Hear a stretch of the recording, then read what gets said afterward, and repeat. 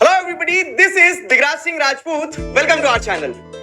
आप class 10th में 12th में जिस भी क्लास में आपके बोर्ड एग्जाम चल रहे हैं, और सबसे महत्वपूर्ण ये कि इस समय आपका समय बहुत ज्यादा इंपॉर्टेंट है, तो उस चीज की इंपॉर्टेंस को समझते हुए सीधे पॉइंट पे आता हूं। देखो, बोर्ड एग्जाम्स आप देने जा रहे हो तो आपने साल भर पढ़ा नहीं पढ़ा वो सारी चीजें अपनी जगह है, लेकिन एग्जाम के एक दिन पहले हर एक व्यक्ति एक चीज जरूर कर रहा होगा, वो है रिविजन।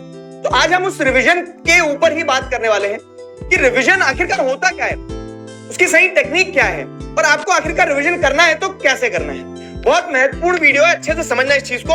बस ये मतलब ऐसे कह सकते ना कि आपको मैं आके सिर्फ एक बात बताना चाह रहा हूं, वो गलती मत करना। और तो अगर हम बात करें रिवीजन क्या, तो अधिकतर लोग जो है ना रिवीजन को री रीडिंग से एसोसिएट करते हैं। रिवीजन इज नॉट री रीडिंग।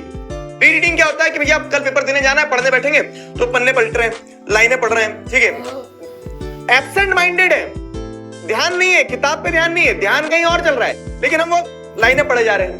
वो कभी भी रिवीजन नहीं होता। अगर आप वो कर रहे हो तो गलत कर रहे हो। साफ बोल रहा हूं, सीधा बोल रहा हूं। आपको फिर क्या करना है, तो मैं कह रहा हूं कि रिविजन इज रिविजन, मतलब आप क्या कर रहे हो, फिर से रिविजिट कर रहे हो उस चीज को जो आपने पढ़ चुके हो।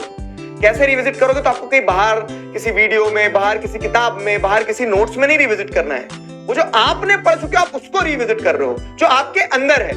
आपके अंदर है से मेरा क्या तात्पर्य है, जैसे लेट्स से फॉर एग्जांपल अभी आपका कौन सा एग्जाम है, साइंस का एग्जाम है, ठीक है। तो आप साइंस का कोई भी एक चैप्टर उठा लो। जैसे आपने उठाया chapter how do organisms reproduce.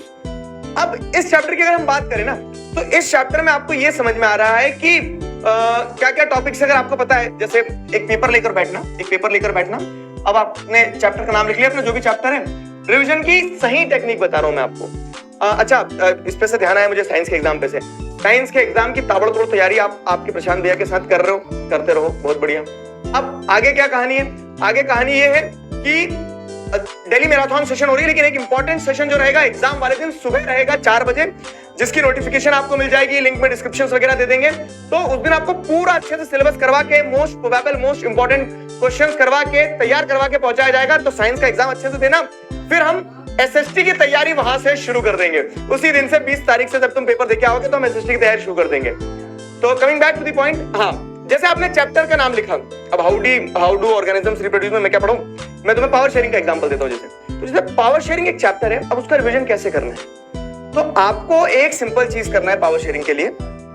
एक रफ पेपर लेकर बैठो, बाहर मत दौड़ लगाना रिवीजन के लिए, अंदर देखो क्या होता है रिवीजन में। तो आपने जितना चैप्टर पढ़ा, तो बस आपको ये लिखना है कि अच्छा वहां पे बेल्जियम की कहानी दी गई है, ठीक है, बेल्जियम की कहानी दी गई है, श्रीलंका की कहानी दी गई है, ठीक है। अब ये दोनों कहानियां जो दी गई है, तो बेल्जियम के कहानी में क्या बताया गया, वहां का एथनिक कंपोजिशन बताया गया है। एथनिक कंपोजिशन के साथ साथ में आप देखेंगे तो श्रीलंका का भी एथनिक कंपोजिशन बताया गया है। एथनिक कंपोजिशन बताया गया कि डच रहते हैं, फ्रेंच रहते हैं, 80% क्या सकते डच बोलते हैं, 20% फ्रेंच 80% फ्रेंच बोलते हैं, 20% डच बोलते हैं। कैपिटल सिटी का ये कंपोजिशन है और कंट्री में अलग है। तो आप क्या कर रहे हो ना, आप एक पेपर पर बस थॉट्स भी नहीं कहेंगे हम उसे, कि उस चैप्टर को पढ़ते समय जो आपने याद किया तो सबको स्क्राइब करते जा रहे हो। बहुत सुंदर जमा के नहीं लिखना है, बहुत ऐसा नहीं है कि आपको इसके नंबर मिलेंगे, आपको बस स्क्रिबल करना है।